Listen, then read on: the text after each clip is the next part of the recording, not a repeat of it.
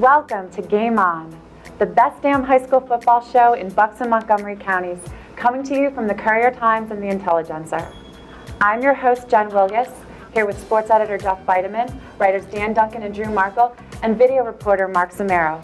We're pleased and proud to bring you everything you want to know about local football heading into the third week of action.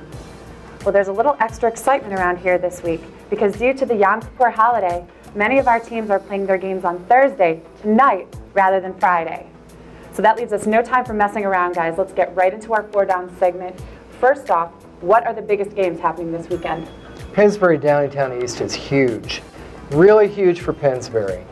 They played them last year, lost 42-28, but it's a much different Downingtown East team. Traditionally, they've been a real up-tempo, run-and-gun, high-passing offense, 30, 40 passes a game. It's a lot different now. They're a power running game. They have a strong defense. They're really promoting their defense now as a big part of their philosophy there, much like Pennsbury. And I think this is a great chance for Pennsbury to grow as a young team. They're a very talented team. They've got to mature some. And playing at home, I think they're going to do it. I think Downingtown East plays right into their wheelhouse. Same kind of style. I think it's going to be a slug-it-out kind of game and a chance for them to really make a statement this week. I'm going to take two of the smaller schools in the area. The BAL schedule starts this week. Bristol, New Hope. Bristol's the established power in the BAL. New Hope's kind of one of the teams on the come. I think that should be a very interesting ball game. I think Bristol probably makes a statement in that game to the rest of the league, but I'd like to see what New Hope can do. Well, we're moving right up the county from Pennsbury to New Hope. Now we're going all the way up to the end to Palisades. 2-0 Palisades, which we haven't heard too many times. This week, though, it gets real for the Pirates. They're hosting Catasauqua. Caddy's always good. They're good again. They beat Palisades 40-0 last year, but this Palisades team with a little jolt of confidence makes for some interesting times. That's Friday night in Kintnersville. Any potential upsets you see on the schedule? Well, New Hope Bristol's really interesting. I mean, on paper, and I really admire what they're doing at Bristol. I think they're going to be even better this year than last. On paper, it looks like Bristol should handle them. The size of their line, Dante Simmons, terrific running back. They're just too strong and athletic. But New Hope has some really good athletes, skill positions, running back, quarterback, flock of receivers, very well coached, as is Bristol. But I think if New Hope hits some big plays early and negates Bristol's ball control, that could be a really close game. They've got a shot. Well, I'm going to stay with the game with Palisades and Catasauqua. I know it's asking a lot of Palisades to reverse what happened last year against a very good team. I saw them play a couple weeks ago. They beat a pretty decent Northwestern Lehigh team. They came back and beat them. They win last week. They have all the confidence in the world. Coach does a great job up there, Coach Ronalds, and they're at home, which will help. It will not be easy because Catasauqua, is always good. But I'm going to go with the Pirates pulling off a major upset. Okay, I'll take a shot in the dark. When was the last time Dick Beck went 0-3? I can't even remember when. Well, the odds are that St. Joe's Prep's probably going to win that game, but I'll give North Penn a puncher's chance against St. Joe's Prep for what would be probably the biggest upset of the week. All right, well, we've got a lot of talented players in the area. Is there any one player that you guys see having a big game this weekend? I see Brandon McElwain at Sierra North, quarterback, lighting it up against Hatboro Horsham. I really do. He's off to a good start. He's in a groove. He's starting to really get acclimated with his skilled people, his new guys he's working with, and Horsham isn't going to have the kind of defense that can stand up to that kind of speed on the perimeter for 4 quarters, I don't think. I'm going to go with junior running back DeAndre Pollard from the Neshaminy. They're playing at Souderton. These teams the past couple of years have had some pretty good games, but this year it looks a little bit more one-sided. Neshaminy looks very good. Souderton's had some injuries. I could see Pollard going off pretty big. Okay, well, as we head into the third and final week of the non-conference schedule, can you guys talk about the pros and cons of scheduling a tough non-league slate? Well, this year, for the first time, there's a tangible reward for a difficult pre-conference schedule. You get 10 points times every win that the team that beats you has for the course of the season. So in other words, North Penn loses to LaSalle. LaSalle goes 9-1. That's 90 points North Penn got for that loss they didn't get last year. And I really admire guys like Dick Beck and Vince Bettison, who have scheduled really difficult without that reward for years, just to get their teams ready for the long haul, see where they stand early, what they've got to really work on to make a deep postseason run. It's funny. Dick Beck in North Penn probably wishes that he hadn't run the gauntlet this year with his first 3 non-league games. But I agree with you. I admire guys like Galen Snyder who go out, they schedule top-notch opponents, because I think what happens is when November rolls around and December rolls around, the lessons that they've learned from those tough games early in the year, I think they pay off come playoff time.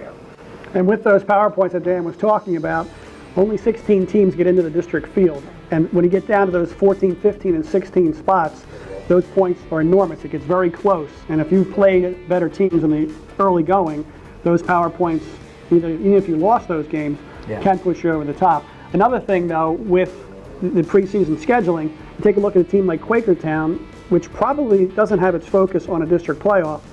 Head coach George Bannis is looking at building confidence with a young team. He's a 2-0. He has a winnable game tonight against Cheltenham. So that way, he's looking at it in a different way. So you can approach it different ways. You can play a really tough schedule, you can play a cupcake schedule, or you can build a confidence-building schedule. That's why I like what Quakertown has done. In our first weekly Coach's Corner segment, we visited Warrington to catch up with Central Bucks South head coach and former Ivy League offensive guru Dave Rackavan, whose Titans are attempting to bounce back from a really tough loss to Coatesville and ultimately make a run at the SOL Continental title. We asked him a few questions about his players and himself. They know that, we played a great football team. Okay, they know they made a lot of mistakes. We turned the football over that you can't do again in a good game. So, and all in all, I thought the game was great for us. And, we're back to, playing it one game at a time, looking forward to playing Notre Dame this week and see what happens. Well, the challenge is really you've got to really go forward a day. Like today is actually Wednesday for us, and tomorrow's actually Thursday. So you have to compress a lot of things. And I really don't think coming off a game like we played on Friday night, we didn't get injured, that I think our kids want to get back ready to play. So the sooner we can play, the better off we are. The good thing about Josh is he loves football, and he's a football kid. I mean, he's not one of those kids he's a one-time learner, okay? We always call him, he needs one rep and he does it. You tell him something, he usually does it.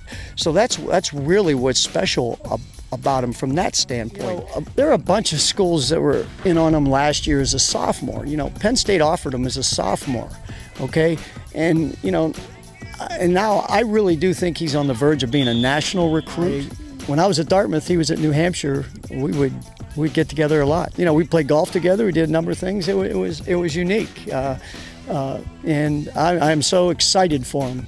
Okay, because number one, we do a lot of things that he's doing, and number two, I think he's bringing a different approach to football in the NFL. Well, now let's take a look at some of the best moments from week 2. Archbishop Wood crushed North Penn 49-3 on the road to improve to 2-0 on the season. Pennsbury's Charles Snorway rushed for 198 yards and scored 3 touchdowns as the Falcons beat Frankfurt 43-12. Neshaminy blanked Downingtown West 39-0 at home. Marvin Todd's 202 yards and 2 touchdowns sparked CB West's 19-12 win over William Tennant. New Hope-Solebury trounced Morrisville 49-7. And Jake Warren's 2 touchdowns helped lift CB East over Norristown 27-7. This week's Offensive Player of the Week didn't play for Central Bucks West last season when he was enrolled at Harry S. Truman, and he missed the Bucks season opener with an injury. But running back Marvin Todd quickly made himself at home at War Memorial Field last Friday, rushing for 202 yards and 2 touchdowns in a 19-12 win over William Tennant. Hopefully he can stay healthy and continue that production for his new school. Junior safety Andrew Koenig returned an interception 68 yards for a touchdown in Palisades' win over Penn Argo last week. For his performance, he has been named our Defensive Player of the Week. Well, whenever possible, we like to shine a spotlight on the people behind the scenes of high school football who don't don a uniform or draw up any plays, but nevertheless make the sport such a joy to watch throughout the fall season. This week, I had the pleasure of hanging out with the groundskeeping crew at one of the area's beloved natural turf stadiums. Here's my story. On Friday nights in the fall, Neshamony's Harry E. Frank Stadium pulses with energy and emotion.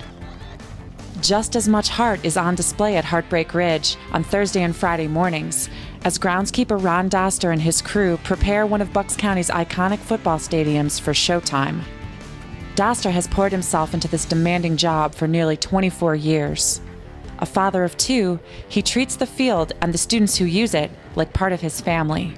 Our goal, department goal, is to have all the fields the best we can for the kids, like our kids were playing, and that's always been my philosophy, and that's what we try to strive for. We don't always make it, but we try to strive for it. This is our pride and joy, so we want to, when people come to visit, we want to make sure that it's where it's supposed to be. Just to set the football field, I'd say you're looking at almost 12 to 14 hours. We usually start the process Thursday or Wednesday, cutting. Maybe we have to cut it again Thursday, depending on how far it grew. We can't make it rain, so there's been times I've been up here 4, 6, 9 o'clock at night, dragging hose, so we'd have some kind of moisture on the fields for these kids, so they don't get into injuries with so they're at the trainer the whole time. So there's a lot that goes. People really don't see the back stuff, but there's a lot that goes into it. There have been many times that we have come up here, going to dinner, going out, going on vacation. I got to check on the field. So he is very passionate about this place. All the hard work and heartache fade away when Doster watches a big event unfold in his beautiful stadium. I do work security for the games, and probably at the end of the game, watching kids come off that I know. I coached at junior high, Sandburg. I've been there, it's going to be my 15th season, and watching kids I know come off the field at the end of the game and give them a hug or fist bump or whatever it is. But they had a nice game. Maybe they had a bad game, but that's, to me, when they come down and when they come off the field at the end of the game, that's the most enjoyable part. That makes everything we do worthwhile. Our video reporter, Mark Zamero, has been traveling to college campuses across the state this fall, checking in with homegrown talent making a difference at the next level. Where did you go this week, Mark? Thanks, Jen. I checked in at Villanova University on Dan Shirey and Corey Majors, who are both Neshamony grads. The Villanova Wildcats offer quite a taste of Neshamony High School on both sides of the ball. Dan Shirey and Corey Majors followed similar paths from their high school days at Heartbreak Ridge to their college experiences at Villanova. Shirey, a 6'3", 305-pound offensive lineman, is a fifth-year senior and two-time co-captain of the team. He helped pave the way for Majors, a sophomore linebacker who earned time as a freshman last year on special teams. Kind of had someone to talk to, ask how things were, kind of showed me the ropes ahead of time before I even came on campus. I was lifting with him a little bit over the summer before I reported in. So he gave me a good idea of what to expect, and I'm glad he did. Shirey missed last season with an Achilles injury, but worked hard in the offseason to get back in peak condition and anchor the Wildcats' offensive line. A lot of running, a lot of lifting. I was kind of ready to go near the end of the last season. They just didn't want me to go because, it would be just worthless. But just the off-season program here is fantastic. We have a lot of running, a lot of lifting, great strength coach. Majors said playing at a large competitive high school like Neshamony helped him prepare for big-time college opponents.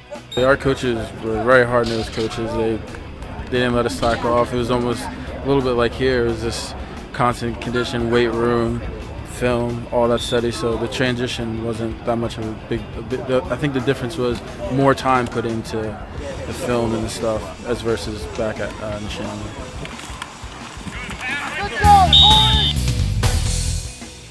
Well, after last week's games, we have a new sheriff in town, as Drew took advantage of a really bad week by Jeff to vault ahead in the overall expert standings with an 8-2 record. We have 5 new games to pick for this week. Let's see if Jeff can right his ship. First game, Abington at CB East. Who you got? You're right, Jen. I really blew it last week. Going chalk in the opener. Abington. Too much team speed, Craig Reynolds, Abington. I believe Dan's ship has already been sunk. And I hate to. You think? I hate to agree with him. In this case, I will, though. I'll take Abington. Okay, game 2 is Conwell-Egan at Lower Moreland. And quarterback Mike Alley, we trust. Conwell-egan. Like what Jack Tuckman's doing at that program very much, I'm picking Egan.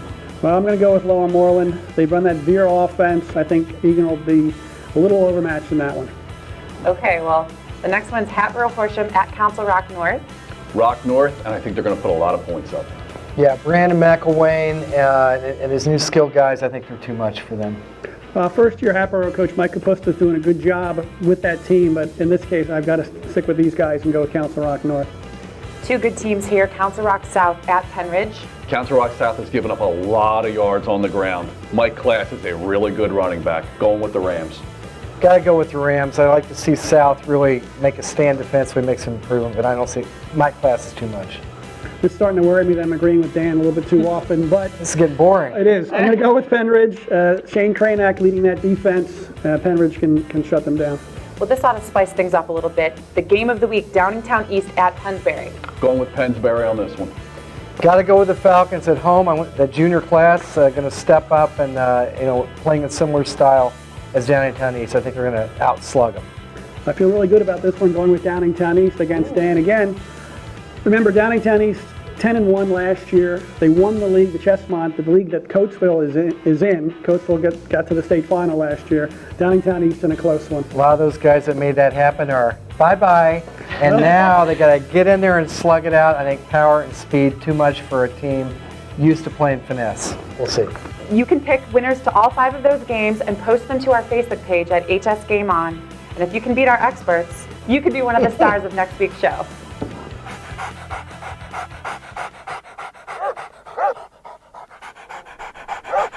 Another week and another loss for good old Blake, who now drops to 0-2 on the season.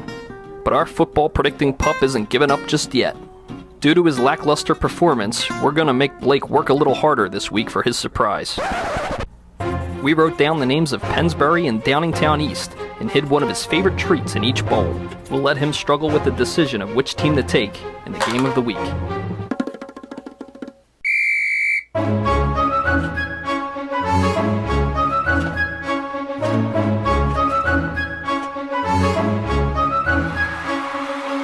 Blake is going with Pennsbury this week. Let's see if he can get his first win. Well, that's our show for this week. As always, we remind you to check out the Courier Times and the Intelligencer, both online and in print, starting Friday and carrying through the weekend, and to correspond with us on Facebook and Twitter at HS Game On. I'm Jen Wilgus. For the entire Game On team, thank you so much for watching this week's episode. To all you fans out there, we wish you an exciting weekend of football. To our coaches and players, good luck, and game on.